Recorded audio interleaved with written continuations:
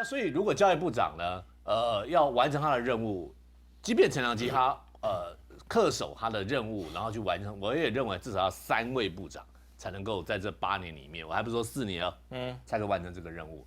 而且陈良基如果是他的话，他还有一个优点就是说，他会设法去完成那个工科和高职之间那端必须要衔接。OK， 还有一个课纲的坚持，他已经是表态过了，所以这几项的基本动作，我想他会坚持。也显然就是说，蔡英文有听到这个重要的环节，因为我们一直在讲教育部被这个正大帮、教育帮以及很多团体，而且搞了小金库，好，而且蔓延在整个这个天罗地网里面的这公私立大学和高中高职，很多的校长和副校长里面都已经被这个东西绑架了，那该怎么办？而且我觉得最离谱的是，我们的教育官员丝毫不避讳，教育官员下来以后就去当这个私立大学的校长或者门神。还有一件事情，就这样循环了。还有一件事，他这个都是这样子啊。你说警政署长下来，一进当保全公司董事长，对啊，那靠山吃山，靠海吃海。对啊，司法界下来也都是啊，这个变成台湾的一个常态了。你说企业用他不是把他找去当门神是干嘛？是啊，好，我再回来说，那他也不是人设的，所以他要闪过这种种的机制，而且又大家可以服众，好，又符合这些条件，其实真的不好找人。这第一点。好，我还没有称赞他，我就是说他正好闪过这些所有一切，所以希望他把这些任务先做成，这第一点。第二，我讲曹启，这个曹老师啊，曹老师。这是大家的外号啦，就是认识他的人都不叫曹县长，都叫他曹老师。因为什么？他还有另外一个，因为他当过国中老师，当过老师。对，他还有一个好为人师。他其实真的是谦虚的，也还不至于好为人师。对，人也真的好相处。好，还有一个他是做社造起身的，所以社区营造。对，他对于现在叫乡镇有198个啊，这198个乡镇，以及你别忘了哦，农会系统是跟这些有关的，跟农会有关。农业金库也跟这有关啊，是好，它不是经济部或者财政部和监管会那边管的耶，所以那个农会总干事权是很大的。那过去的农委会主委都发生什么事？我们回忆一下，每一个下来都有一个很大的基金会耶 ，OK， 没有例外耶。对，即便是学者下来也都这样哎。对，好，这个显然是新政府也听到了，对，听到了以后，那曹老师总不该这样的，因为曹老师素有清誉之名嘛，而且他做社区营造了嘛，你农委会如果可以跟社区营造结合，你再好好用你的金库的钱，那不得了啊，对不对？所以如果曹启宏在这方面扮演好的角色，还有另外一个，他当然也不是人设的。再者，其实要去农委会的人何其之多啊！民进党这个左西以南啊，觉得自己适合去农委会的人很多对不对？不要讲农委会左西以南啊，后龙溪以南就好，好，那就更多了啊。这些看起来，这个蔡英文都没有接受这个推荐，所以其实我觉得更赞美是曹老师这个角色啦，他能去农委会。好，那剩下就贺成蛋，你知道要面对交通帮哈，我觉得那要是跟鬼打架有能力的人，一群鬼还不是一只鬼，对，而且那是满山遍野的鬼，你还有办法跟他打架，而且大概要有点像那句话，就是说给我一口棺材，哈，99个棺材留给你们啊，要有这种 guts 才行。对，贺成蛋像这种人，他从以前的表现来说，他像这样的人，他敢干这个事情。至于他是不是完美的，对不起，我不知道。好，因为交通部里面有太多可能出问题或可能诱惑，然后可能让你判断错误的地方。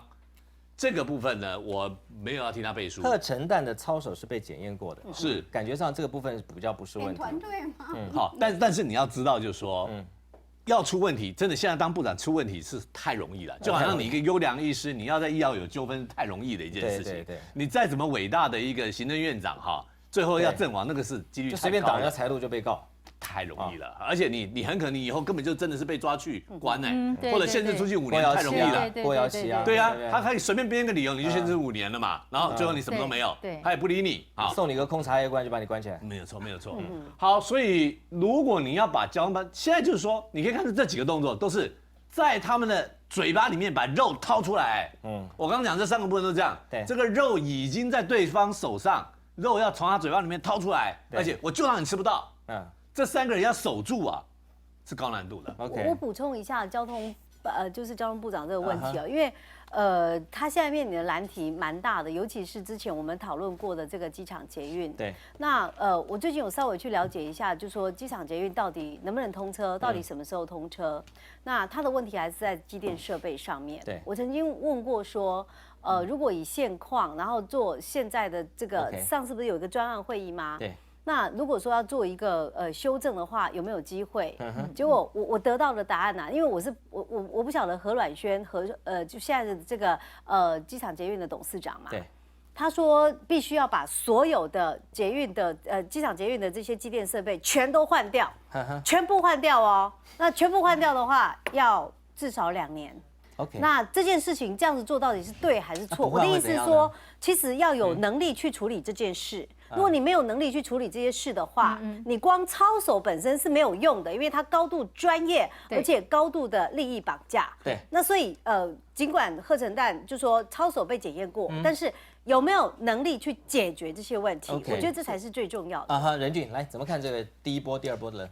我先讲对于林美珠的部分哈，事实上我觉得如果只是把焦点放在说她是小英的表姐，对，不是很公平啊。对，就是但是不公平的事经常发生的。对啦，那所以我同样的状况回来看，就是说我比较好奇是说，因为他兼了一个叫蒙藏委员会委员长这样的一个职务。OK， 那过去民进党其实很严格要求马政府的政务官在所谓蒙藏委员会委员长这个职务上面，他应该有的作为。对，我举一个例子哈，2013年11月19号，当时蒙藏委员会委员长叫做蔡玉玲，他第一次到立法院去备询。对。陈其迈呢，那时候怎么质询他的时候，问他蔡玉玲是律师出身，对。那陈其迈当时质询他的时候，问他说：“我问你观光客的问题，达赖喇嘛的出生地在哪里？活佛的名字叫什么？”就蔡玉玲答不出来。那陈其迈那时候答不出来。对，陈其迈当时质询的时候讲了一句说：“你蒙藏委员会的委员长，你对于蒙藏里面你没有任何的渊源。”那你凭什么来当委员长？后来蔡玉玲出来接受访问还哭了，你知道，还说他在努力或者什么的。那今天，所以你放心，林美珠看了《震惊现实》，回去会对他应该回去会努力把这个背起来。所以100万小学堂买来看。对，当然我们过去对于蒙藏委员会这样一个角色，通常都是由曾委员兼。我觉得这是过去这一段时间是这样。那民进党上来之后，我特别举出这样的一个例子，民进党当时是这么严格的去审视这样的一个单位，那甚至有很多人对蒙藏委员会是有一些。所以我觉得任俊讲到一个重点哈，蒙藏委员会要改革呢，也是520以后才能改革嘛，所以你现在还是要派一个人来兼嘛。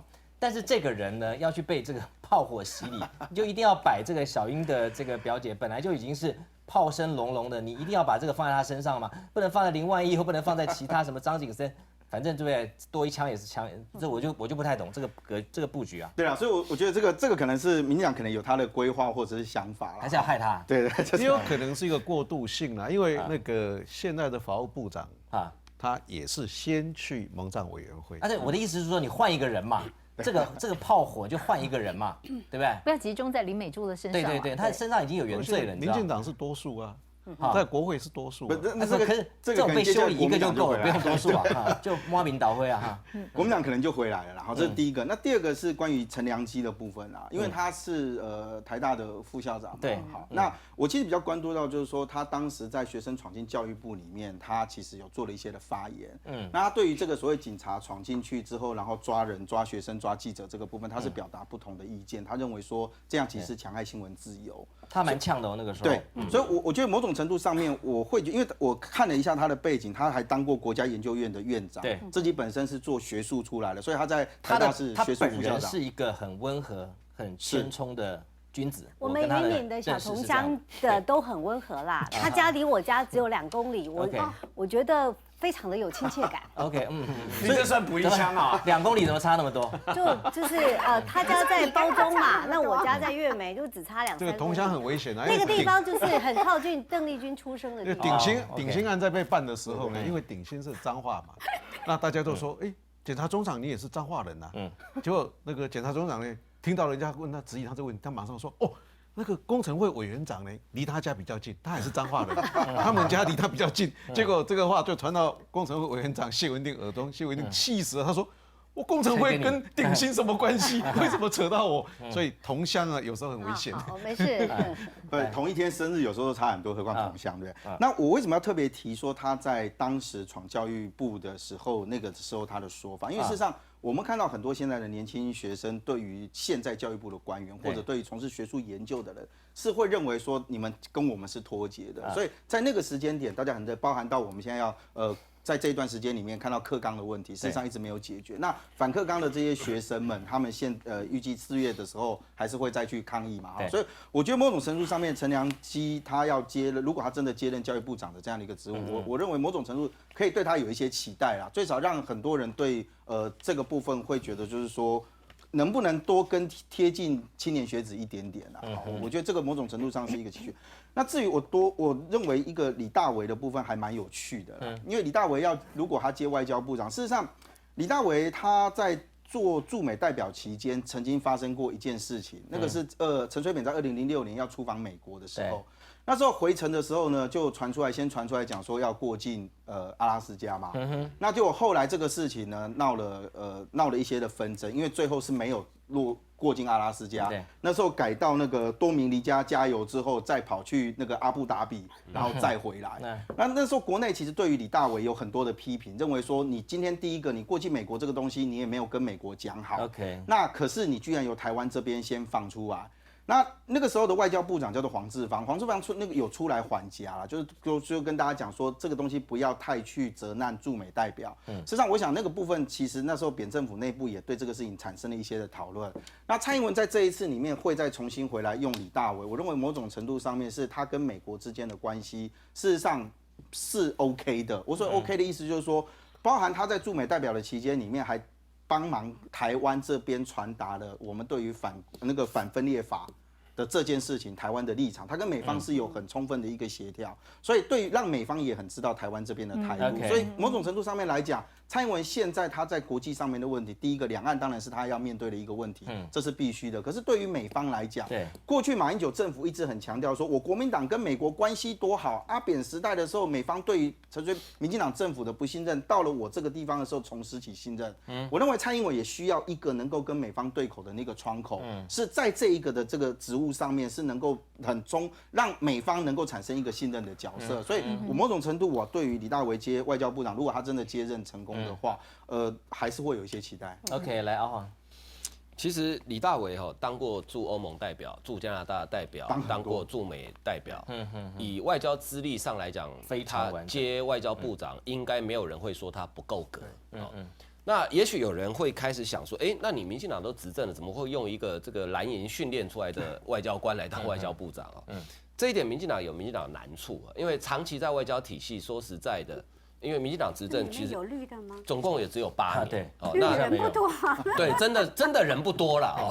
你说好，你把黄志芳调去当外交部长，说实在，他也算蓝的出身啊，当时。对，而且因为黄志芳在外交部的资历并不长，对，只当过科长，对，北美司的科长，所以你突然让他当外交部长哦，那个其实底下外交官是会造反的。那你知道这些外交官造反起来？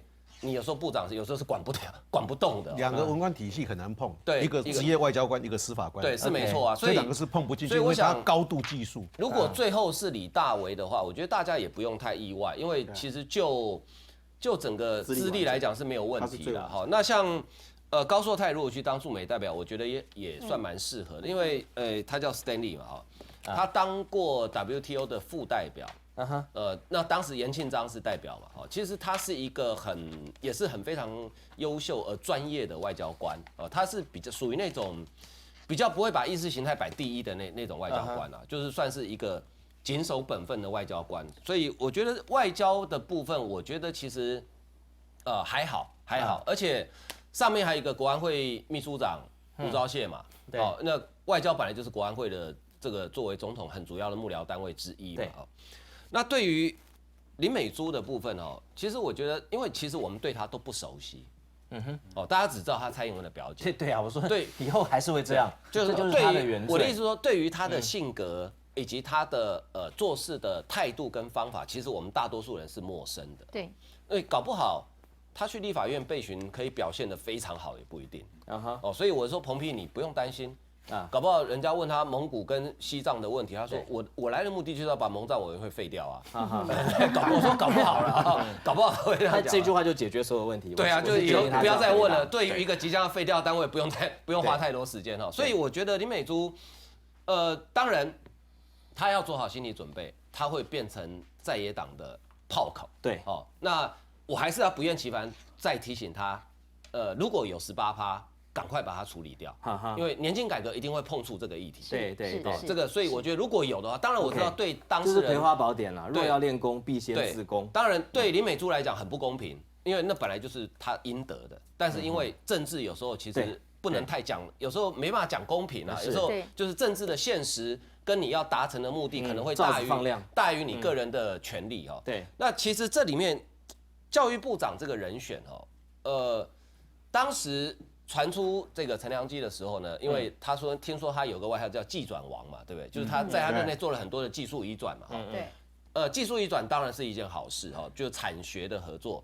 可是也另外一些教育的团体其实也提出另外一种声音，因为陈良基的出身背景，虽然他现在是台大副校长，但是其实他大多数的时间并不是在从事教育的工作，他是属于比较这个科学或工学方面的哦。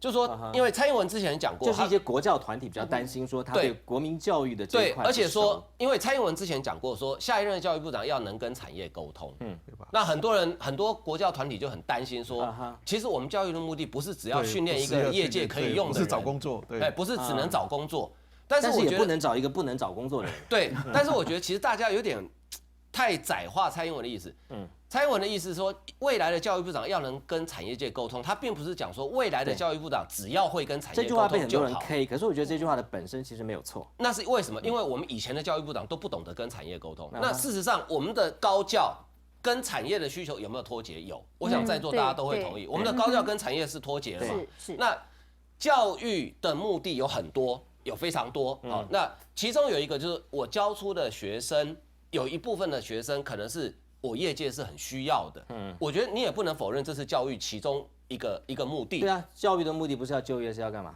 当然孤芳自赏吗？有就业，有些人讲的更要人格思想，对，或者说那也是为了要就业啊？难道就业市场不需要人格思想教育吗？所以我说大家不要误会蔡英文的意思，他讲教育部长要能跟产业沟通，并不是说只要能跟产业沟通，就是除了以前教育部做的事情好的部分之外，你要多一个优点，要能跟产业沟通。OK， 好，那我觉得这个是很重要的。不过，如果陈良基真是当教育部长，我对于那些高中的同学们在反黑箱课纲，我对他们倒是觉得你们大概大致上可以稍微松一口气，因为从陈良基过去的态度看起来，他应该是站在学生这一边的，所以以后大概不太会搞什么黑箱课纲这些有的没的。可是现在的问题是说，来不来得及下个学期？因为前一阵在立法院发生一件事，是郑丽君提案说教育部马上撤回黑箱课纲，可是国民党说我要拉下来朝野协商。对，他知道朝野协商最后表决还是输，可是为什么呢？因为他拖到5月，下学期的课本已经选好了。对，到时候又再让你来不及一次，重演去年的状况。对，所以我觉得这个部分民进党部分在立法院，或者说，其实林权昨天去跟张善政见面，很可惜没有提到这个议题。对，他们达成几个共识很好，但是很可惜林权大概幕僚没有提醒他应该跟张善政讲说，请教育部先撤回课纲，沿用旧的。103先撤回，沿用101的，然后将来103的课纲，因为过程有太多的质疑，你将来改课纲不是不可以改，它有一套作业程序嘛。新政府再依照修改课纲的作业程序，再去研究新的课纲。其实因为12年国教全面实施，时间上是来得及的。那我觉得这一点，如果林权还有机会再跟张善政见面，或是透过管道 ，OK， 麻烦林权准阁回去跟现在的行政院长讲说，先把103课纲先撤回。我觉得以林权的性格跟他的这个成长背景，他对于这种比较意识形态的东西，可能不会放在他脑中的 top of mind。对于那个进战行政院那些，他已经说要撤告，对，要在。当然，他讲话比较周延啊，他说要在法务的这个合法的这个范围之内要撤告。对，那对于这个部分，他应该也会处理。可是陈良基这个人事任命案出来之后，杂音真的很多。所以我听一个阁员说，这个已经是准阁员，已经是阁员了。其实台湾的司法界几乎都还是纳粹的心态。我跟这些真的资深，然后正派的青年。然后学术巨养都好的人，每次一聊，他们说司法的问题其实就一个字而已嘛，